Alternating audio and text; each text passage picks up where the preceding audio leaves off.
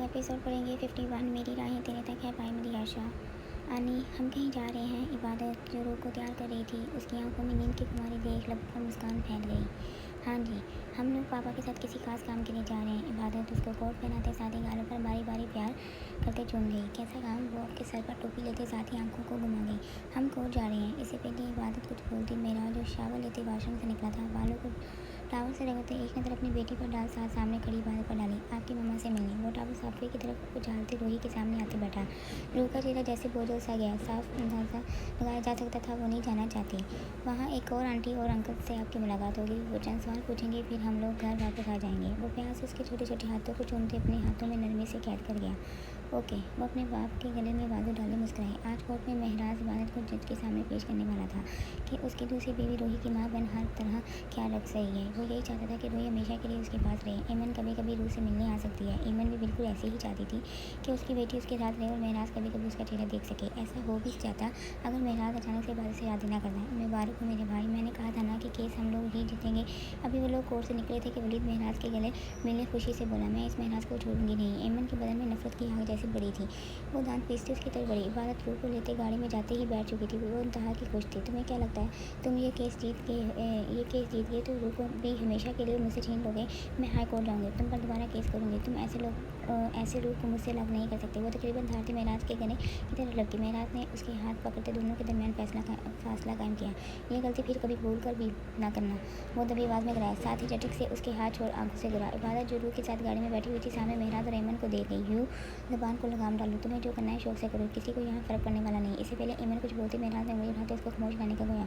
वो अपनी बात मुकम्मल करते साथ ही हल्का सा कोट को झुकते बटन बंद कर अपनी गाड़ी की तरफ बढ़ा।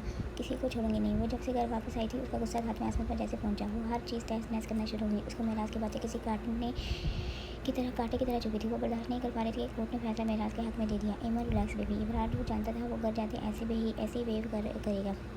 कमरे का बुरा हाल देख उसका गुस्सा ठंडा करने की कोशिश की। नहीं रिलैक्स रह सकती। वो मेरी बेटी को मुझसे छीन अलग कर गया। मैं कैसे बर्दाश्त कर सकती? जितना मुझ पर उसका हक था उतना ही मेरा था। उसने मुझसे अपनी दुश्मनी निकाली। मैंने उसको छोड़ दिया था। आज उसने अपना बदला पूरा कर लिया।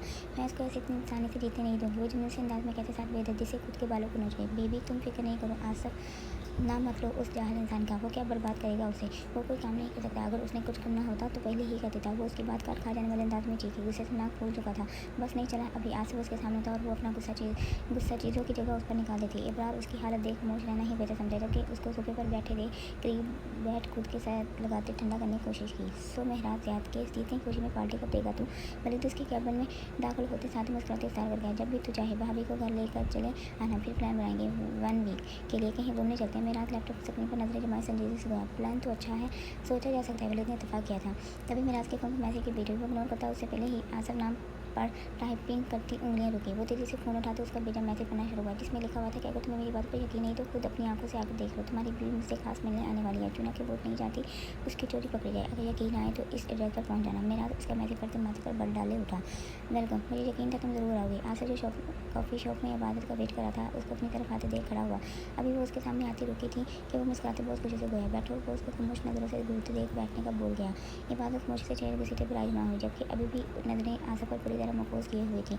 मैं जानता था तुम ज़रूर आओगे। वो खुद से ही वेटर को कॉफ़ी का ऑर्डर दे गया। मैं यहाँ तुम्हारी कोई बकवास बात सुनने नहीं आई। वो वीडियो तुम मुझे दिखाकर क्या साबित करना चाहते थे? तुमने आज साबित कर दिया कि तुम हमेशा से ये घटिया इंसान थे और आगे भी ऐसे ही रहने वाले हो। इबादत तुम इतना गुस्सा क्यों हो रही हो? मैंने जो भी किया है सिर्फ हमारी खुशी के लिए किया है। इबादत तुम प्लीज़ इस महराज को छोड़ दो। मैं तुम्हें हमेशा खुश रखूँगा। तुम्हारा बेटा यारम भी हमारे साथ ही रहेगा। मैं उसको हमेशा के लिए तुम्हारे पास ले आऊँगा। बस एक बार यकीन कर लो मेरा। वो उसके हाथों को अपने हाथों में लेते बहुत उम्मीद से गया। छोड़ो मुझे। वो उसकी बकवास बातें सुन तपी थी, जबकि साथ ही अपने हाथ उसके हाथों में से निकालने की कोशिश की। छोड़ ही तो नहीं सकता।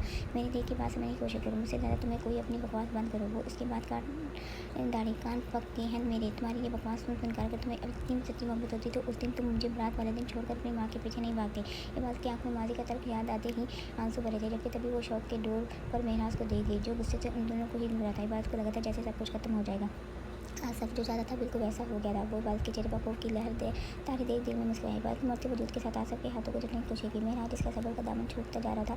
वो उस आदमी के चेहरे के साथ ही हाथों पर नजरें गाड़ गया। एक भी पल ज़ाया किए बिना वो उनकी तरह लुका और आसफ को एक भी मौका दिए बिना जोर से मौका रसीद कर गया। तुम्हारी इतनी हिम्मत, मेरी बीवी का हाथ पकड़ो। आसफ ने सोचा भी नहीं था। महराज गुस्सेदार उसको गिरबान से पकड़ते एक जोरदार थप्पड़ गाल पर लग गया। इबादत ने बेदरते डरते मुंह पर हाथ रख रहा था। उसका दिमाग जैसे काम करना बंद हुआ था। आज के बाद अगर मेरी बीवी का ऐसे हाथ पकड़ा तो मुझसे बुरा कोई नहीं होगा। मेरा जानता था वो इस वक्त काफ़ी कोफिश हुए हैं। आसपास लोग जमा होना शुरू हो चुके थे, इसलिए वार्न करते छुटकी सी जाहिर निगाह इबाद पर डाल उसका हाथ दबोते बाई की तरफ रखा। इबाद मरते कदमों के साथ मेराज के साथ किसी सीटी चली गई। अगर वो उसको झटक से छोड़ देता तो वो पूरी तरह नीचे गिरती। छोड़ूंगा नहीं इस मेराज को। वो अपने होंठ से खून निकलते देख गुस्से को कंट्रोल करते गिराया, जबकि तभी फ़ोन निकालते वीडियो मेराज को सेंड किया ताकि आग मजीद भड़क सके। वो उसको हाथ से दबोचे घर पहुंचा था कि उसको लाते ही लाउंज में धक्का देते छोड़ा। इबादत जो उसके सहारे पर थी उसके अचानक से छोड़ने पर नीचे गिरी। आज तो मेरी नज़रों में नीचे गिर चुकी हो, जितना हो सके मुझसे दूर रहना। वो उसको नफरत से बड़े अंदाज में घूरते दबी आवाज़ में कराते रूम की तरफ बढ़ा। इबादत के पास आंसू के सिवा कुछ नहीं रहा था। वो क्या चाहती थी उसको, वो क्या कहती उसको। हर जवाब उसकी हिम्मत के साथ दम तोड़ रहा था। वो खुद की आंसू साफ करती अपने रूम की तरफ गई ताकि जब गुस्सा उसका ठंडा हो तो वो मेरा से बात कर सके। मेरा जिस दिमाग फटने को कर रहा था अभी रूम के रूम में आया था कि मैसेज का नोटिफिकेशन देख व्हाट्सएप ओपन कर गया। वीडियो को देख वो बिना पल जाए कि ऑन कर गया ताकि देख सके अब वो क्या साबित करना चाहता है। वीडियो में इबादत आसफ की मोहब्बत के आज़ाद सुन उसको शादी के लिए रजामंदी का बोल रही थी। साथ ही मेरा से तलाक लेते ही रिश्ता भेजने का कह रही थी। मेरा से बात के मुझसे ये अल्फाज में शौक हुआ था, जबकि उसको यकीन करना मुश्किल लगा। वो फिर से वीडियो देखना शुरू हुआ।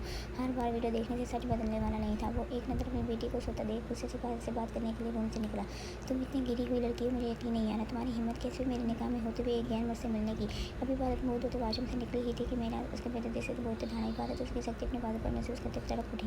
दर्द हर से ज़्यादा बढ़ा। रोके हुए आंसू एक बार फिर से बहना शुरू हुए। अगर इतना ही तुम्हें वो प्यारा था तो मुझसे पहले ही कह देती, मैं तुम्हें छोड़ देता। तुम्हें किसने हक दिया मेरी इज्जत का ऐसे सरेआम तमाशा बनाने का। वो उसकी आंखों में आंसू का तूफान देखने जल्दी से उसको दीवार का सा लगा गया। अब गलत बंद करो अपना ये नाटक। ये जो तुम्हारे आंसू हैं वो तुम्हें बचा नहीं सकते। आज मुझे समझ आया कि तुम्हारा घर कभी किसी मर्द के साथ क्यों नहीं बसा। तुम्हारी ऐसी हरकतों की वजह से ही तुम हर जगह दलील होती रही हो। शर्म नहीं आती तुम्हें? जवाब दो मुझे। वो रंगे तने घटाते बाजू से हाथ हटाते गालों से दबोच लिया। बस नहीं चला था कि अभी उसका गला वो दबा देता। मेरा ज़्याद की बीवी बनकर तुम ये गिरे काम नहीं कर सकती। बाजू जो बोलना चाहते थे, जब वो दर्द महसूस करते उसके हाथ हटाने की कोशिश करना शुरू हुई। अगर तुम्हें उस नामहरम के साथ रहना तो मेरी ज़िंदगी से निकलना होगा। चुप हो जाओ। वो पूरा जोर लगाते मुकाबले के तने पर हाथ रखते धक्का दे गई। मेरा झटका खाते 2 कदम दूर होता है। उसकी आंखों में खून उतर आता। कब से बोलने की कोशिश करूँगी, एक बार मेरी बात सुन ले। मैंने कुछ चटाक अभी वो हामती बोलना शुरू हुई कि मुकाबले में 2 से थप्पड़ मारते उसके मुंह पर ब्रेक लगाई। मेरे सामने जो बोलने की कोशिश बिल्कुल मत करना। नहीं तो मुझसे बड़ा कोई नहीं होगा। नफरत हो रही है मुझे तुमसे। वो उसके बाद से पकड़ते दबी आवाज़ में गिराया। एक बात ने बेयकीनी से मेराज की तरफ देखा था जो उसके मुंह पर एक अदद थप्पड़ मार बोल रहा था, इससे पहले मैं मजीद कुछ बुरा करूँ निकल जाओ मेरे कमरे से। वो उसकी आंखों में आंसू देख वैसे ही बाजू से पकड़े रूम का डोर खोल बाहर की तरफ धक्का दे गया। ये बात लड़खड़ाते नीचे ठंडे फर्श पर गिरी थी। वो उसके मुंह पर दरवाज़ा बंद कर चुका था। जारी है।